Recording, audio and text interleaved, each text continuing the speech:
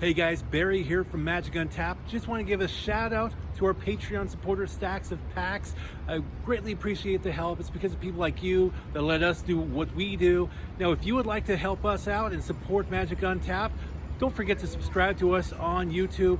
Find us on Twitter at magic_untapped and go on to Patreon and support us there as well. It's because of your support that we can do what we love. Now onto the show.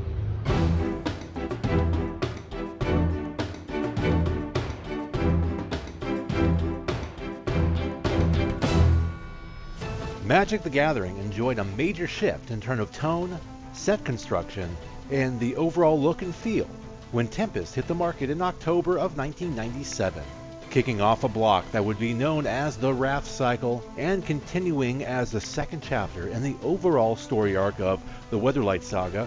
Tempest takes place on the artificial plane of Rath. It follows the story of Gerard Capuchin and the rest of the crew of the Weatherlight as they seek to rescue the kidnapped Captain Sisse, who was abducted during the events of the set Weatherlight. Shortly upon arrival, however, their ship was intercepted and attacked by the Predator, and forces led by the Dark Angel Selenia on behalf of Volrath, the plane's shape-shifting ruler, and his desire to gain possession of legacy artifacts. What you talking about, mister? By the way, if you feel lost all of a sudden, don't worry too much about it, as many of the details, such as who Volrath is, what the legacy is, and why he wants it, as well as what the Plane of Wrath is all about, are all explained over the next handful of sets as the Weatherlight Saga progresses. Oh, goody. Anyway, the Silver Golem Karn, one of the parts of the legacy, is taken aboard the Predator, with the Minotaur Tongarth in pursuit, with hopes to reclaim it. Gerard falls from the Weatherlight into the canopy of the Skyshroud Forest below, with the remaining crew setting off after the skirmish to repair the now damaged Weatherlight and locate Gerard so they can continue on their mission. It's in this on-foot part of the story that much of Wrath is discovered by the Weatherlight crew and, extension, by the player. We're introduced to the Elves of Skyshroud and its leader, Elamdari, as well as the Vek and Dal, both human tribes abducted from Dominaria. There's also the Soltari, Dothi, and Thalakos, three other races that were unwillingly brought to Wrath, but suffered the unfortunate mishap of being trapped in the interstellar void between their original plane and their new one. There's also the Kor, a race that was abducted from their home plane of Zendikar, a location the game wouldn't visit for nearly 12 years. But we really get introduced to them in the next set. Regardless, all of these folks were kidnapped and brought to the artificial Phyrexian-made plane of Wrath to supply Volrath with the manpower needed to stage a full-scale invasion. Not everyone abducted, however, bought into the program. You kidding me? Getting back to the set's storyline.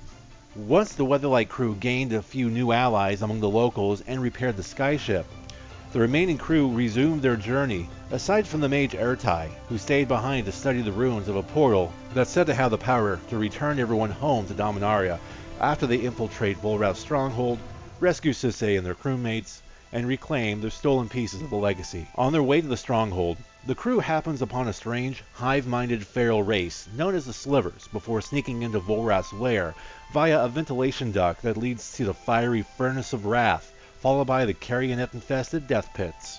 Once through there, it's on to the inside of the stronghold itself, which, conveniently enough, is the name of the next set. Oh, okay. I see what you did there. But keeping on with Tempest, there's much more to the set than just having the most robust and well-made story in the game up to this point. The set introduces to the game of Magic one of its most powerful and popular keywords, as well as one of the most cult-followed creature types.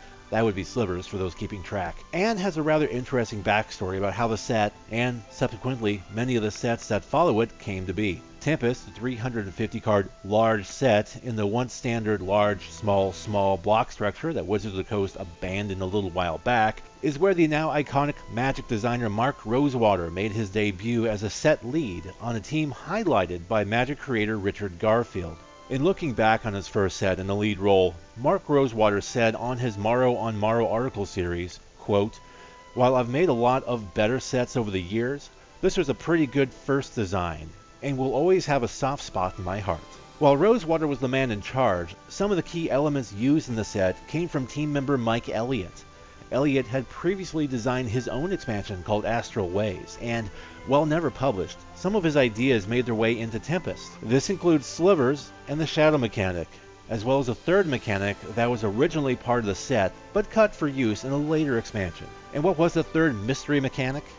Well, players would have to wait until the release of Urza Saga to experience it, so we'll clue you in that video. While on the topic of things that were made for Tempest, but were instead used elsewhere, there were two cards that were to make their debut in the set that never really made it. One such card, the Enters the Battlefield Matters Gravedigger, was plucked from Tempest for use in the beginner-oriented set Portal, though it did get its inclusion in Tempest by way of a reprint. The other, Gemstone Mine, was moved from Tempest to Weatherlight once the latter lost a land card in development and the team needed a replacement. And in a similar vein, there's one card in the set that was originally drastically different than what wound up seeing print. The card, Helm of Possession, an artifact with a control magic ability, initially let users take control of an opposing player instead.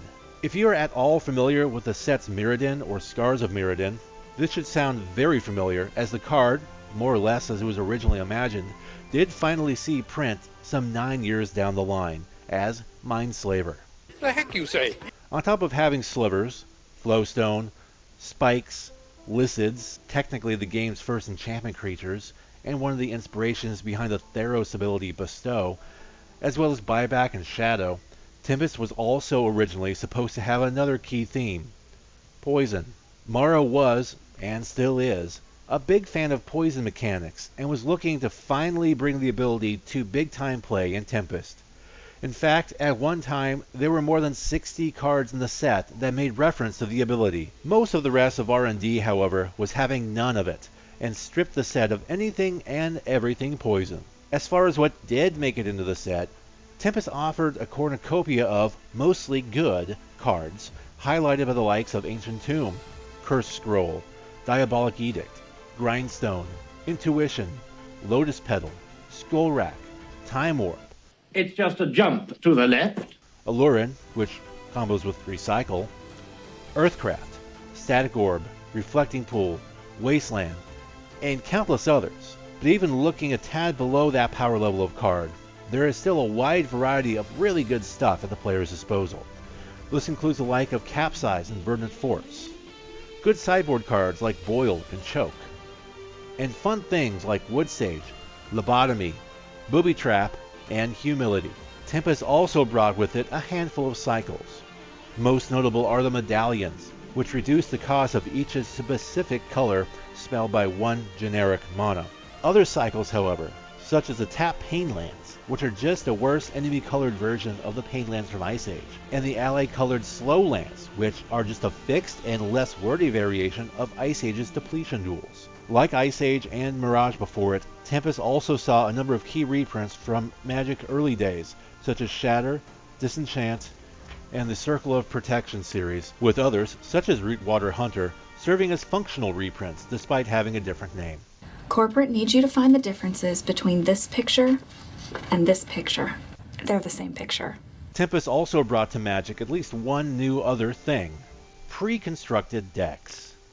Known as theme decks, Tempest featured 4 of the block's eventual 12 theme decks: White-Black Freeze, White-Red the Flames of Wrath, Blue-Black the Slivers, and White-Green the Swarm. The concept of ready-to-play pre-made decks would prove quite popular, and Wizards of the Coast continues the practice even today. It's working! It's working! Is Tempest among your favorite Magic the Gathering sets? If so, let us know in the comments below. And be sure to subscribe to Magic Untapped on YouTube, and support us on Patreon for more great Magic the Gathering content.